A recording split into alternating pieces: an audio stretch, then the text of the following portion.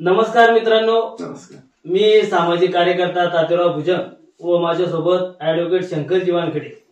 तर मित्रांनो, आम्ही या सोशल मीडियाच्या माध्यमातून आपल्या या चिंचोली परिसरामध्ये एक आदर्श व्यक्तिमत्वाची मुलाखत या ठिकाणी घेत असतो. तर आज असेच आपल्या या चिंचोली परिसरातील आदर्श व्यक्तिमत्व व एक डॅशिंग नेतृत्व आदरणीय गजानन गवळी साहेब यांच्यासोबत आज आपण या ठिकाणी चर्चा करणार आहोत. त्यांच्यासोबत मुलाखत त्यांची आपण या ठिकाणी घेणार आहोत. तर सर्वप्रथम सरपंच गजानन गवळी साहेब, आपलं या सोशल मीडियावर आपलं हार्दिक स्वागत आहे. धन्यवाद. तर आताच या ठिकाणी मुलाखती घेत असताना वकील साहेबांनी सरपंच साहेबांसोबत चांगली मुलाखत गपचप या ठिकाणी केलेली आहे. तर आता प्रश्न मला या ठिकाणी शिल्लक उरले नाही, पण जे माझ्या मनात त्या ठिकाणी प्रश्न आहे ते मी थोडेफार विचारण्याचे प्रयत्न आपल्या या सरपंच साहेबांना या ठिकाणी करतो. तर पहिला प्रश्न असा आहे की सरपंच साहेब, आपण सामाजिक कार्य करत असताना, राजकीय काम करत असताना ही प्रेरणा तुम्हाला केव्हापासून, कोणापासून या ठिकाणी निर्माण झाली की तुम्ही या राजकीय क्षेत्रात, सामाजिक क्षेत्रामध्ये या ठिकाणी कार्यरत आहात? भुजंग साहेब, तुम्ही माझे मित्रच आहात. मी तुम्हाला कायमस्वरूपी चांगल्या पद्धतीने आपलं काय संभाषण असतं, तुम्ही विचारलं म्हणून सांगतोय की ही प्रेरणा कोणापासून मिळाली. माझे वडील म्हणजे राजकारण त्यांनी जरूर केलं नाही, परंतु त्यांनी आमच्या घरामध्ये बोलताना बऱ्याच वेळेस आम्ही लहान असायचो त्यावेळेस त्यांनी सांगितलंय, पुढचा माणूस कोणीही असू द्या, तो मुख्यमंत्री असू द्या, काय कलेक्टर असू द्या, नाही तर काय खासदार आमदार असू द्या, अन्याय सहन करायचं नाही. अन्याय जिथे दिसला त्याच्या म्हणजे कानफडात लागवून द्यायची. मग घाबरायचं कोणालाच नाही, पुढच्या माणसाला डायरेक्ट म्हणजे कचरा समजायचं, अशा पद्धतीची शिकवण मला घरच्यांनी दिली. म्हणजे सामान्य गरीबाच्या आपण सोबत राहायचं, त्यांना कचरा समजायचं नाही, पण जो अन्याय करत असेल आणि मोठा किती असेल त्याला कचऱ्यासारखं समजायचं, असा मला वडिलांपासून ही प्रेरणा मिळालेली आहे. वा रे वा, काय खूप सुंदर उत्तर आपले सरपंच गजानन गवळी या ठिकाणी यांनी दिलेलं आहे. की त्यांनी सांगितलेलं आहे की अन्याय सहन करायचा नाही. जर अन्याय करणारा किती मोठा व्यक्तिमत्व असला, पण जर तो चुकीचा त्या ठिकाणी वागत असेल तर त्या अन्यायाला विरोध करण्याची ताकद आपल्यामध्ये या ठिकाणी असावी, आणि हीच ताकद आपल्या गजानन गवळी यांच्यामध्ये दिसून येत आहे. तर आता मला वाटतं जिल्हा परिषद पंचायत समिती निवडणुकीचं बिगुल चाहूल या ठिकाणी वाजलेलं आहे, आणि बरेच राजकीय पुढारी आता निवडणुका लागल्या म्हणून लोकांच्या भेटीगाठी या ठिकाणी घेत आहे. आणि मला वाटतं की 10-15 वर्षापासून गजानन गवळी लोकांच्या अडीनडीला, सुखादुखाला त्या ठिकाणी सामील होतात. तर कुठेतरी या प्रस्थापित राजकारणासमोर तुमचा निभाव या ठिकाणी लागणार आहे का? कारण कोणाकडे शाळा आहे, तर कोणाकडे पेट्रोल पंप आहे, तर कोणाचे खत भिजवायचे दुकान आहे. तर एवढे धनाढ्य लोकांमध्ये तुमचं सामाजिक कार्य या ठिकाणी तग धरेल का? नक्कीच. म्हणजे विषय असा आहे भुजंग साहेब, यांच्याकडे पैसा जरूर आहे, पण यांच्याकडे अक्कल नावाची गोष्ट अजिबात नाहीये. मी कोणाला म्हणजे कमी लेखत नाही, परंतु तुम्ही जे काम, तुमचं जे क्षेत्र निवडलेलं आहे, ज्या क्षेत्रात तुम्ही म्हणजे उतरत आहात, त्याचा तुम्हाला अभ्यास पाहिजे. सामान्य जनतेचं आतापर्यंत म्हणजे समोरच्या कोणत्याही व्यक्ती असू द्या ज्या राजकारणात आज आहे, मी हे म्हणत नाही की माझे हे उमेदवार ते उमेदवार, परंतु ज्या बी कोणी असतील त्यांना मला हे सांगायचं आहे, तुम्हाला या क्षेत्रातली किती माहिती आहे, ती माहिती समोरासमोर मी बसल्याच्या नंतर तुम्ही पण अशा लाईव्ह व्हिडिओ सोबत या आणि माझ्यासोबत चर्चा करून दाखवा. मग मी खास म्हणेल, मी त्या दिवशी राजकारणातून आलोच बाहेर चालला जाईल. कारण की याचं कारण असं आहे की त्यांना या गोष्टीची अजिबात काळीची माहिती नाही. पैसा जरूर आहे, ते पैसे इतके त्यांच्याकडे की ते लोकांना म्हणजे किती पैसे देऊ शकतात, पण अक्कल ते देऊ शकत नाही, कारण त्यांच्याकडे ती शिल्लक नाही. तुम्ही आजपर्यंत व्हिडिओवर एखाद्या वेळेस तरी एखाद्याचा व्हिडिओ पाहिला का? मी गजानन गवळी बोलतो आणि लोकांना मी अशा पद्धतीची माहिती देत आहे, अशा पद्धतीने दुसऱ्या उमेदवारांना असा व्हिडिओ कधी काढून सांगितला का? आणि त्या उमेदवारांना असं कधी म्हणलं का, माझा हा नंबर आहे, अडचणीच्या वेळेस मला मदत करा, मदत करण्यासाठी ह्या नंबरवर संपर्क साधा? असं ते करू शकत नाही. याचं एकमेव कारण आहे की त्यांच्याकडे पैसा जरूर आहे, पण काम करण्याची म्हणजे कोणतीही जाणत त्यांची नाही. त्याच्यामुळे मी 10 वर्षापासून गावात, वाकत गाव असू द्या, लोहगाव गाव असू द्या, बरकतपुरा या सर्कलमध्ये जाऊ द्या, कन्नड तालुक्यात कोणत्याही गावात जाऊ द्या, गजानन गवळी हे नाव ऐकल्याच्या नंतर 100% त्या ठिकाणी माझं कोणतंही काम असू द्या, अधिकारी केल्याशिवाय राहत नाही. आणि नाही केलं तर त्याला माहितीये गजानन गवळी काय आहे म्हणून. पण ते वेळच येत नाही. गजानन गवळीचं नुसतं नाव सांगितलं काम होतं. आणि यांचं तसं नाहीये. हे फक्त पैशाच्या भरोशावर या राजकारणात उतरलेले आहे. दुसरं यांच्याकडे काहीच नाही. आणि मी त्यांना काही घाबरत नाही, कारण की मला माहिती आहे ती किती मोठे आहे. मी त्यांच्यापेक्षा किती मोठा आहे हे मलाच माहितीये. तर म्हणजे धडाडीनं उत्तर या ठिकाणी गजानन गवळी यांनी दिलेलं आहे की त्यांनी सांगितलेलं आहे की पैशानं फक्त वस्तू त्या ठिकाणी विकत घेतल्या जाते, अक्कल त्या ठिकाणी विकत घेतल्या जाऊ शकत नाही. जर त्यांनी काम आपल्या या चिंचोली परिसर, नाचेलवाड परिसरामध्ये जर काम केलं असेल तर माझ्या आमने सामने या ठिकाणी बसा आणि चर्चा करा की तुम्ही कोणतं काम केलं आणि मी कोणतं काम केलं, असं गजानन गवळी या भावी जिल्हा परिषद सदस्यांना चॅलेंज या ठिकाणी दिसून देत आहे. तर गवळी साहेब, आम्ही तुमचं सोशल मीडियावर त्या ठिकाणी बरेच व्हिडिओ त्या ठिकाणी पाहतो की तुम्ही आमच्या ठिकाणी डीपी मिळवून दिली, अनेक ठिकाणी कोणाचे काही अडचणी ज्या म्हणजे अनेक शेतकऱ्यांचे पैसे त्या ठिकाणी थकलेले, तर अशा अनेक सामाजिक अडचणीला तुम्ही त्या ठिकाणी सामोरे जातात. तर आज तुमची एक तुम्हाला प्रत्येक अधिकारी त्या ठिकाणी घाबरतो की तुम्ही त्यांच्यासोबत बोलत असताना तुमचं त्यांची ती व्हिडिओ कॉलिंग रेकॉर्डिंग तुम्ही सोशल मीडियावर व्हायरल करतात, तर याची तुम्हाला भीती या ठिकाणी वाटत नाही का? अजिबात नाही, कारण की मी जे बोलतो हे सत्य आहे आणि कोणाकडून 2 रुपयाची अपेक्षा करत नाही. म्हणजे कोणताही अधिकारी असू द्या. आणि माझं काय म्हणजे मी कधी आता तुम्हाला मी कलेक्टरची रेकॉर्डिंग टाकली, मी तहसीलदाराची टाकतो, एसडीएमची टाकतो. मी म्हणजे ज्या अधिकाऱ्यासोबत माझं बोलणं झालं त्याची खुलेआम रेकॉर्डिंग अख्ख्या तालुक्यात, जिल्ह्यात, महाराष्ट्रात व्हायरल. माझ्याकडे जवळपास म्हणजे 800 ते 900 ग्रुप आहे. म्हणजे त्याला कमीत कमी 1.5 ते 2 लाख लोक जॉईन असतील, त्यांना ही रेकॉर्डिंग जाते. मला फार पुण्याहून, मुंबईहून, कुठून बी अधिकारी लोक दुसरे ते फोन करतात, तुम्ही नेमकं काय आहे आणि तुम्ही म्हणजे काम काय करता. आजच मला नेमकं पुण्याहून फोन होता. अरे म्हणजे मी कोणालाही काही घाबरत नाही, कारण की त्या गोष्टीमध्ये सत्यता आहे. त्यामुळे मी कोणत्या अधिकारी म्हणजे आपला नोकर आहे, यांना काय घाबरायचं. दुसरी गोष्ट, त्यांच्या विरोधात आपण काही करत नाही. पण ते काही अधिकारी चोर असल्यामुळे त्यांना माहिती आहे काय गजानन गवळी काय सत्य बाजू मांडतो. आणि आपण जर कधी काही करायला गेलो तर आपली हा गजानन गवळी चोरी सुद्धा उघडी करू शकतो. आणि मला या माध्यमातून सांगायचं आहे सगळ्या अधिकाऱ्यांना आज रोजी की सामान्य जनतेला वेठीस धरू नका. हा गजानन गवळी या तालुक्यात आता काम करतोय. कोणता नेता, कोणता पुढारी त्याच्या पाठीमागे असं काही समजू नका. हा गजानन गवळी इतकी मोठी पॉवर आहे हे तुम्हाला सगळ्यांना आजपर्यंत ती माहिती आहे. आणि यापुढेही तुम्हाला सांगतो, डीपी शेतकऱ्यांना जर डीपी द्यायचा तुम्हाला 10 दिवस लागतात, 20 दिवस लागतात, असं मी पत्र आता पोलीस स्टेशनला नक्की देणार आहे. आणि त्याच्यात हे लिहिणार आहे, पोलीस तुम्हाला पण मला सांगायचं आहे, मी जास्तीचं तुम्हाला म्हणजे बोलणार नाही, परंतु कायदेशीर आता मी एखादा गुन्हा केला तर तुम्ही माझ्यावर एखादी कारवाई 100% करशाल. परंतु शासकीय अधिकारी आता एमएससीबी जर म्हणजे 24 घंटे त्याची डीपी त्या ठिकाणी शेतकऱ्याची पोहोचायला पाहिजे. जर पोहोचली नाही तर म्हणजे कायद्याने या गोष्टी कशा म्हणजे 10-20 दिवसांना ती डीपी त्या ठिकाणी जाते आणि त्यामुळे शेतकऱ्याचं मोठं नुकसान त्या ठिकाणी झालेलं असतं. मग हा एमएससीबीने केलेला गुन्हा नाही का? मग त्यांच्यावर का कार्यवाही होत नाही? मी असं पत्रच आता पोलीस स्टेशनला देणार आहे आणि पोलीस स्टेशनला सांगणार आहे, असं जर झालं, एमएससीबीनं असं जर लेट काही केलं तर नक्कीच हा गजानन गवळी त्या एमएससीबीच्या अधिकाऱ्याला जोडल्याशिवाय राहणार नाही. कारण की याचं कारण असं आहे, यामुळे शेतकरी हा कर्जबाजारी होत चाललेला आहे. भुजंग साहेब, कर्जबाजारी म्हणजे लाईट गेल्याच्या नंतर आपली जमीन म्हणजे 5 दिवस किंवा 6 दिवस त्याला जर पाणी दिलं नाही तर ते पीक पूर्णपणे नष्ट नाबूद होतं आणि केलेला खर्च त्यातून नुकसान म्हणजे होण्यास पात्र होतं आणि शेतकरी हा कर्जबाजारी. म्हणून मला सांगायचंय की पोलीस स्टेशन ईश्वर असू द्या आपल्या अंतर्गत येणार किंवा कन्नड ग्रामीण असू द्या, यांना मला विनंती करायची आहे, तुम्ही आमच्यावर जशी कार्यवाही करता तशी चुकल्याच्या नंतर या अधिकाऱ्यावर सुद्धा कार्यवाही झाली पाहिजे, ही आपणास मी विनंती करतोय. आणि विनंती करून सुद्धा झालं नाही तर मी त्या अधिकाऱ्याला झोडायला मागे पुढे पाहणार नाही, या माध्यमातून मी सांगतोय. तर बोलताना अक्षरशः तुमचं भाषण ऐकताना किंवा तुम्ही मुलाखत देताना अक्षरशः अंगाला काटे या ठिकाणी येतात. तर त्यांनी सांगितलेलं आहे की जसं पोलीस डिपार्टमेंट एखाद्या आम नागरिकावर त्या ठिकाणी कारवाई करतो कारण ते चुकलेला त्या ठिकाणी असतो, मग जर हेच शासकीय कर्मचारी त्यांचे काम 100% चोख त्या ठिकाणी निभवत नसेल तर ते काम चुकीचं त्या ठिकाणी करत असेल तर पोलिसांनी त्यांच्यावर सुद्धा या ठिकाणी कारवाई करण्यात यावी. अन्यथा गजानन गवळी यांनी सांगितलेलं आहे की त्यांना चोप देण्याचं काम मी या ठिकाणी करणार आहे. तर खरंच तुमची समाजासाठी शेतकऱ्यांसाठी जी तळमळ आहे ती तुमच्या बोलण्यातून व तुमच्या कार्यातून या ठिकाणी व्यक्त होते. तर सरपंच साहेब, आताच ओला दुष्काळ पडला, अनेक शेतकऱ्यांचं खूप मोठमोठाले नुकसान त्या ठिकाणी झाले. अनेक शेतकऱ्यांचे जे कपाशी असो, अद्रक असो, अनेक शेतातले जे पिकं होते त्या ठिकाणी ओल्या दुष्काळामध्ये खराब झाले, वाहून गेले.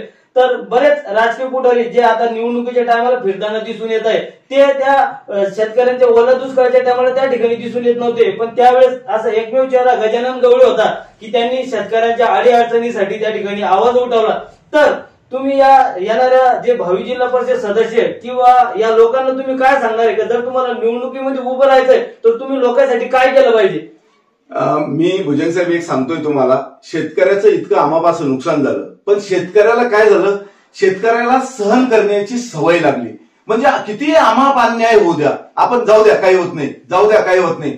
पण याच्यातून असं होऊ लागलं की शेतकऱ्याचं इतकं आमाप नुकसान झाल्याच्या नंतर शेतकरी कर्जबाजारी होतो. आपल्या म्हणजे गावातील किंवा आता तालुक्यात अनेक जणांनी आत्महत्या केला. आता कोणाला असं वाटतं की आपलं जीवन कुठेतरी मरून जावं, पण नाही. म्हणजे त्याला परिस्थितीनं असं इतकं गंभीर बनवलं की त्याला त्या आत्महत्या केल्याशिवाय दुसरा काही पर्याय उरला नाही. त्यामुळे त्या लोकांनी आत्महत्या केली. म्हणजे सहन करू नका, मी लोकांना सांगतोय. ज्या ज्या वेळेस अन्याय होत राहील त्यावेळेस आपण हे सहन करायचं नाही, अन्यायाला सामोरं जाऊन यांना चोप देण्याचं काम आपण केलं पाहिजे. मी हे शेतकऱ्याला अशी विनंती करतोय आणि नक्कीच यापुढे मी तुमच्या सोबत आहे. ज्या ज्या ठिकाणी अन्याय होईल त्यावेळेस मी गजानन गवळी, शेतकरी असू द्या, आम जनता असू द्या, सामान्य नागरिक असू द्या, कोणत्याही जाती धर्माचा नागरिक असू द्या, त्याला मदत करण्याचं काम हा गजानन गवळी अहोरात्र करेल. कोणताही लीडर पाठीमागं नसू द्या किंवा कोणीही तालुक्यात नसू द्या काम करणार, तरी गजानन गवळी यांना सगळ्यांना पुरून उरेल, यात कुठलीही शंका नाही. तर गजानन गवळी साहेब, तुम्ही खूप सुंदर उत्तर या ठिकाणी देताय. तर आता या जिल्हा परिषद निवडणुका या ठिकाणी लागणार आहे आणि तुम्ही त्याच्यामध्ये उभं त्या ठिकाणी राहणार आहे. तर तुमच्या ज्यावेळेस तुम्ही लोकांसमोर त्या ठिकाणी जाणार, तुम्ही आतापर्यंत काम या ठिकाणी केलेलं आहे, लोकांना डीपीआय मिळवून दिलेला आहे, अनेक जणांच्या अडीअडचणीला तुम्ही त्या ठिकाणी सामोरे जातात. पण येणाऱ्या काळात जर तुम्हाला योगायोगाने जिल्हा परिषदची संधी या ठिकाणी सदस्य होण्याची मिळाली तर तुम्ही लोकांसाठी पुढचे कामं कोणते कोणते तुमचे या ठिकाणी राहील? मी नक्कीच चांगला प्रश्न तुम्ही या ठिकाणी विचारला की म्हणजे पुढे काय करायचं, म्हणजे जे मागचे जे उमेदवार होते यांनी तर पुढे काय करायचं मागे काय करायचं हा तर विषय ठेवला नव्हता. परंतु मी माझं निश्चित केलेलं धोरण आहे. प्रत्येक गावामध्ये शेतात शेतकऱ्याला शेतात जाण्यासाठी रस्ता उपलब्ध करून देईल. लोक म्हणाले का हा काय मंत्री आहे का संत्री का आमदार आहे, कसा रस्ता उपलब्ध करून देईल? कायद्यानं सगळ्या गोष्टी होतात आणि ज्या सरकारनं सांगितलेला कायदा आहे MREGS रोजगार हमी योजनेअंतर्गत म्हणजे रस्ता उपलब्ध करून देता येतो आपल्याला. मी ते कशा पद्धतीने करणार हे सगळं मला माहिती आहे. आपल्या गावाच्या शाळा म्हणजे शिक्षक केव्हाही येतो केव्हाही जातो, काय शिकवतो याचं कोणालाही काही ध्यान राहिलेलं नाही. फक्त मी सरपंच आहे, मी उपसरपंच आहे, म्हणजे ह्या गोष्टीत लोक मशगूल आहे. परंतु आपल्या गावात नेमकं काय करायचं, गाव माझा असू द्या नाहीतर अनेक चिंचोली सर्कलमध्ये कोणतंही गाव असू द्या, त्यांना त्याच्याशी काही घेणं देणं नाही. फक्त आपलं 2 रुपये जमले, आपला विषय संपला. गावात शाळा म्हणजे गावाची एक म्हणजे पिढी सुधारवण्याचं काम आहे आणि तीच जर कधी खराब झाली तर आपलं देश काय, गाव, तालुका सगळं बर्बाद झाल्याशिवाय राहणार नाही. पहिल्यांदा मी शाळा सुधारवणार, अंगणवाड्या सुधारवणार आणि त्या सगळ्या जिल्हा परिषद अंतर्गत येणारे दवाखाने. आता दवाखान्याचा विषय काही नालायक प्रवृत्ती असलेल्या लोकांनी मी डॉक्टर लोकांना एक बोर्ड लावायला लावला दवाखान्यामध्ये की तुम्ही किती फीस आकारायची. तर ते डॉक्टर काही लोक सांगतात की गजानन गवळीमुळे या ठिकाणी फीस वाढली.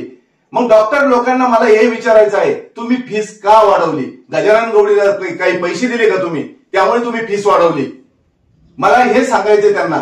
मी हे कशासाठी केलं, हे आमाप असे पैसे या ग्राहकाकडून उचलत होते, त्यामुळे यांना सांगितलं की कुठेतरी त्याचा क्रायटेरिया पाहिजे, त्या ठिकाणी तेवढीच फीस घेतल्या गेली पाहिजे. यासाठी मी दवाखान्यामध्ये बोर्ड लावायला लावले. परंतु माझे जे विरोधक आहेत त्यांनी पद्धत सांगायची दुसरी केली की गजानन गवळीमुळे डॉक्टर लोकांची फीस वाढली. मित्रांनो तसं नाही. किती फीस वाढली हे तुम्हाला माहित नाहीये, हे दाखवता काही आणि करता काही.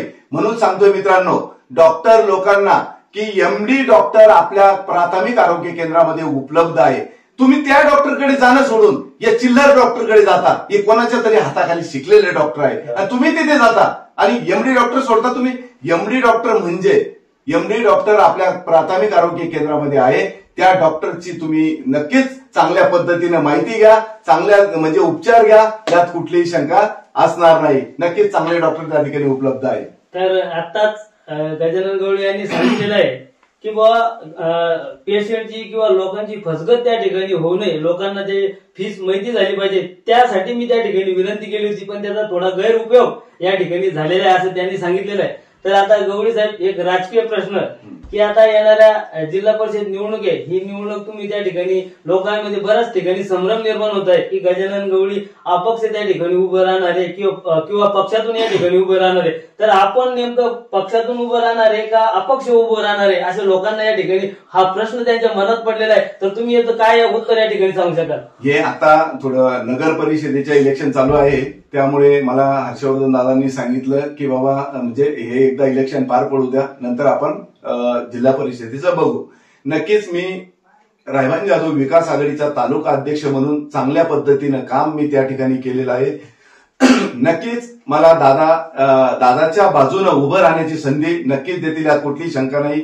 मी पहिला मुद्दा दादाच्याच बाजूने उभं राहणार, कारण की मी इमानदारीनं विधानसभेचं काम आणि विधानसभेच्या अगोदरही इमानदारीनं दादाचा 1 रुपया न घेता कोणते माझ्या घरचं मी पेट्रोल टाकून कन्नडला जायचो, जा शेलगावला, जा दिगावला, जा म्हणजे जिथे जिथे काय करायचं ते माझ्या स्वतःच्या खर्चाने केलेलं आहे. आणि म्हणजे विधानसभेसाठी अहोरात्र चांगल्या पद्धतीने इमानदारीने मी काम केलेलं आहे. दादा मला नक्की तिकीट देतील, दादाच्या बाजूने उभं राहण्याची संधी देईल, यात कुठलीही शंका नाही. आणि हे सगळंच काही म्हणजे नाहीच झालं तरी गजानन गवळी अपक्ष म्हणून उभं राहणार, यात कुठलीही शंका नाही. तर आताच गजानन गवळी यांनी सांगितलेलं आहे की ते हर्षवर्धन दादा यांच्याकडून इच्छुक आहे की त्यांच्याकडून त्यांना उभं राहायचं आहे. आणि मी या व्हिडिओच्या माध्यमातून माजी आमदार हर्षवर्धन दादा यांना या ठिकाणी विनंती करतो की गजानन गवळी यांची ओळख जर कोणाचा कार्यकर्ता म्हणून जर होत असेल तर ते हर्षवर्धन दादा जाधव यांच्या माध्यमातून होते. आणि दादाचे आणि आपल्या गजानन गवळी यांचे थोडे मिळते जुळते गुण आहे, कारण दोघं पण या ठिकाणी डॅशिंग नेतृत्व आहे. आणि त्यांनी सांगितलेलं आहे की कळत ना कळत जर दादांनी मला तिकीट त्या ठिकाणी नाही दिलं तरी गजानन गवळी त्या ठिकाणी उभं राहणार आहे, असं त्यांनी या ठिकाणी निश्चित केलेलं आहे. तर गवळी साहेब, आज खरंच तुमच्या सोबत बोलण्याचा आज हा योग आला आणि या योगासाठी खास करून वकील साहेबांनी मला आग्रह केला होता की आज आपल्याला आपल्या परिसरातील डॅशिंग नेतृत्व गजानन गवळी यांची भेट, यांची सोबत मुलाखत या ठिकाणी घ्यायची, आणि हा योग आज या ठिकाणी आला. तर आज जाता जाता एक शेवटचा प्रश्न या ठिकाणी विचारेल. या राजकारणाच्या रणधुमाळीमध्ये बरेच लोक या ठिकाणी नवनवीन चेहरे दिसून येत आहेत, पण कुठेतरी या गजानन गवळी हा गरिबाचा मसीहा आपल्या या परिसरामध्ये दिसतो. कारण आपण त्यांचे कार्य या ठिकाणी पाहत आहात की कुठे बी सुखादुखाला ज्या ठिकाणी अनेक प्रतिनिधीकडून कामं त्या ठिकाणी झाले त्या ठिकाणी गजानन गवळी उभा दिसतो. तर आज गवळी साहेब, जर आज तुम्हाला खरंच जिल्हा परिषद या निवडणुकीमध्ये तुम्ही या ठिकाणी उतरले तर तुमच्याकडं लोकांना हे राजकारण थोडं डिजिटल इंडिया होत चाललं, म्हणजे पैसे अडकेचं राजकारण आहे. तर तुम्ही लोकांना या ठिकाणी काय, मतदारांना काय विनंती करणार आहे की बाबा तुम्ही मला मतदान करा म्हणून? मतदार राजाला मी विनंती करतोय की आता तुम्ही या 10-20 वर्षामध्ये तुमचा प्रतिनिधी पाहिलेला आहे. आता पाहून जरी तुम्ही पुन्हा विकत असाल आणि सगळी गोष्ट तुम्हाला माहिती असताना गजानन गवळी इतनभूत तुम्ही फोन केल्याच्या नंतर रिटर्न 5 मिनिटात उत्तर देतो असा माणूस तुम्हाला पाहिजे का 500,000 देणारा माणूस पाहिजे, की लोकांनी ते ठरवलं पाहिजे. तुम्ही आतापर्यंत अनेक जणांची कामं केलेली आहे, एका गावात कमीत कमी 100 लोकांची कामं केलेली आहे. ते लोक मला सोडणार नाही. नक्की त्यांच्या सोबत जोडलेले लोक अजून मला मतदान करतील आणि मला निवडून आणतील. मला खास माहिती आहे, नक्कीच मी निवडून येणार. हे कोणी पक्षात जाऊ द्या, किती पैसे वाटू द्या, पण यावेळेस निवडून येणार फक्त गजानन गवळी. आणि पुन्हा नंतर चांगलं काम केल्याच्या नंतर या तालुक्यात काय गजानन गवळीशिवाय दुसरा काहीच पर्याय शिल्लक राहणार नाही, हे सांगतो मी तुम्हाला. तर धन्यवाद. खूप सुंदर मुलाखत आपले डॅशिंग नेतृत्व गजानन गवळी सामाजिक कार्यकर्ते यांनी दिलेले आहे. आणि त्यांनी सांगितलेलं आहे की मी गेल्या 10-20 वर्षापासून सामाजिक चळवळ, सामाजिक कार्य त्या ठिकाणी करत आहे. आणि त्यांनी मतदार राजांना या ठिकाणी सांगितलेलं आहे की आपण 10-20 वर्षापासून या राजकीय पुढाऱ्यांचे हावभाव या ठिकाणी घेतलेले आहेत, त्यांना आपण निवडून या ठिकाणी दिलेलं आहे, पण कोणत्याही उमेदवाराने नेत्याने आपलं काम या ठिकाणी केलेलं नाही. आणि याला कारण कोणतं की आपण पैसे घेऊन त्या ठिकाणी मतदान करतो. तर कुठेतरी तुम्ही खरंच कामाला या ठिकाणी प्राधान्य द्या, कारण गजानन गवळी खरंच 24 तास लोकांसाठी अवेलेबल आहे. कोणाची कितीही काही अडचण असू द्या. कारण मी एक माझं उदाहरण त्या ठिकाणी सांगू इच्छितो की मी करंजखेड साखरवेल या रस्त्यासाठी सलग 4 दिवस उपोषणाला बसलो असता तर कोणत्याही प्रतिनिधींनी कोणत्याही शासकीय कर्मचाऱ्यांनी माझी दखल त्या ठिकाणी घेतली नव्हती. पण ज्या वेळेस गजानन गवळी त्या ठिकाणी आले तर कलेक्टर पासून तर बांधकाम विभाग होती प्रत्येक शासकीय कर्मचाऱ्याला प्रत्येक राजकीय पुढाऱ्याला त्या ठिकाणी फोन लावून त्या ठिकाणी उपस्थित हजर केले आणि जो माझा प्रश्न होता तो मार्गी लावण्याचा प्रयत्न त्या ठिकाणी गजानन गवळीने केलेला आहे. तर मित्रांनो, अशा आदर्श व्यक्तिमत्वाला, डॅशिंग नेतृत्वाला आपण खरंच एक वेळ संधी द्या अशी त्यांच्या माध्यमातून मी आपणास या ठिकाणी विनंती करतो. आणि मी आपले गजानन गवळी आपलं या ठिकाणी धन्यवाद व्यक्त करतो की तुम्ही तुमच्या अनमोल वेळ आम्हाला या ठिकाणी दिली आणि आमच्या सोबत तुम्ही या ठिकाणी गपशप केला, तुमच्या राजकीय किंवा तुमच्या वैयक्तिक जीवनाची माहिती आम्हाला या ठिकाणी दिली. तर मित्रांनो, पुन्हा भेटत राहू, पुन्हा एका नव्या आदर्श व्यक्तिमत्वासोबत. धन्यवाद.